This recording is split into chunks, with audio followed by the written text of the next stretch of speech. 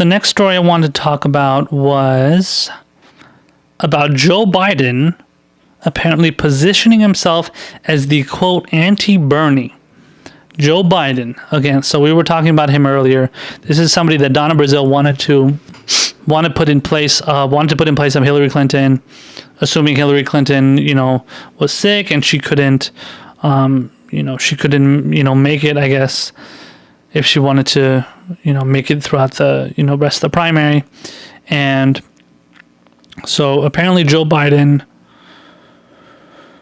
now wants to position himself as the anti-Bernie. He wants to go against what Bernie stands for. He doesn't want to be a progressive. He doesn't want to stand up for any kind of Medicare for all. He doesn't want to do any of that kind of stuff. I can't say I'm surprised, but it's definitely disappointing as somebody that, like myself, that I for many years, I admired Joe Biden.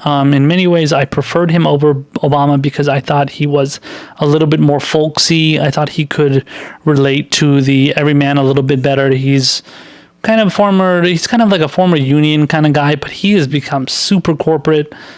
And he had many times where, he was pro-TPP. He was pro, obviously always pushing for...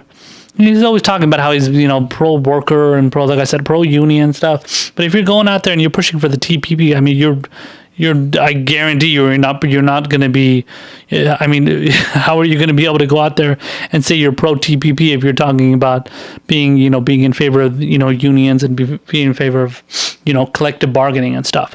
So he is definitely not pro-union. I think that's just one of those opportunistic positions that he takes.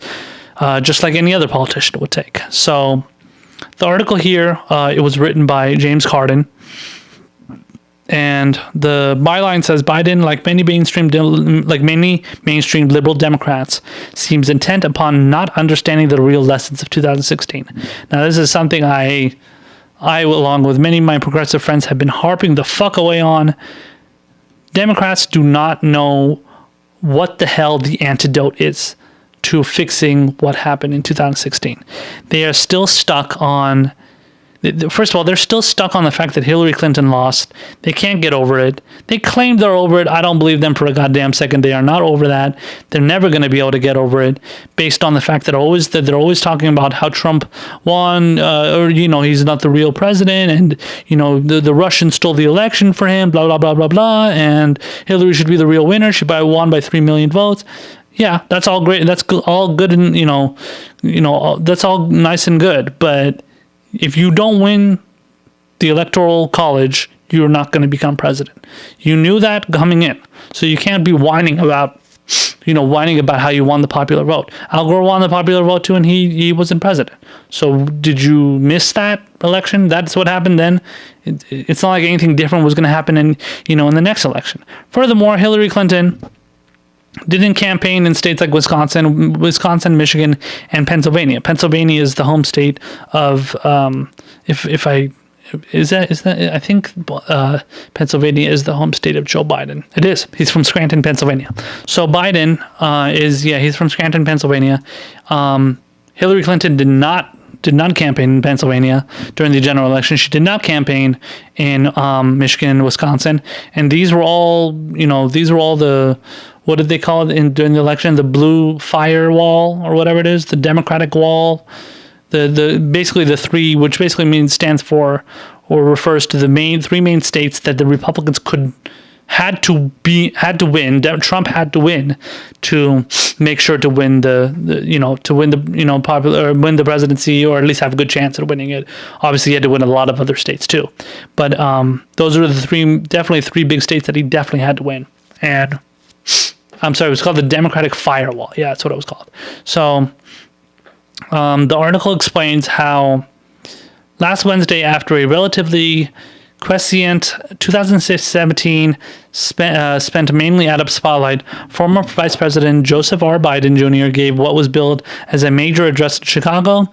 Speculation that Biden is assumed to be considering a third run for the presidency brought a level of interest where, in a world in which Hillary Clinton was president, there probably wouldn't be all that much. subsequent revelations by former DNC Chair Bernardo Brazil that she considered initiating a process to replace Hillary Clinton. Yeah, it was blah, blah, blah, blah, blah. But does Joe Biden offer anything Clinton did not? And the rest of the article just goes on to point out how Joe Biden is not the person he claims to be. Puts out a lot of, a lot of folksy mumbo jumbo, rhetoric, makes everybody feel good about him. And then at the end of the day, he's basically going to say, fuck you. And I don't want to do any of the kind of progressive stuff that you want to do. When you're going out there and you're, and you want to be the anti-Bernie, now that could be the characterization that's put forth by the article. And maybe that's not exactly what he would be saying, but there's no reason to believe that that wouldn't be the case. I totally believe that Joe Biden would be the anti-Bernie. He is not the kind of politician who is going to legitimately and earnestly and genuinely put out a progressive message. He's going to go out there and he's going to say what's going to get the people, specific people on his side, and then he's going to turn his back on those people that he promised what he was going to do for them. So there's no reason to believe anything that he's going to say. I definitely wouldn't fall for it. There's no reason for me to believe anything that anything that he has to say. Again, Biden is somebody I used to like, but these days it's hard to really respect anybody like that anymore. Especially when they have a record of screwing people over, of doing things that you definitely forces you to not want to trust them. And that's how it is with Hillary Clinton for sure. And it's definitely the case with Hillary Clinton's the case with Biden. Many cases it's the case with Elizabeth Warren. I'm going to get to her in a second. And a lot of these people are in the same boat, essentially, for me at least. I put them in. I consider them to be in the same same thing, the same kind of person, and yeah, it's hard to want to trust those people. But I mean, what are you going to do? Sometimes you have to, sometimes like it's almost like a 3 strikes you're out kind of thing. Like Elizabeth Warren to me hasn't really gotten those 3 strikes yet, but I am pretty much done with believing her. But that once I get that 3rd strike, like that's when I don't even want to have anything to do with you. I don't even want to consider you for any kind of position, let alone president. That's how I feel with people like Biden, people like Hillary. So that's definitely the case there.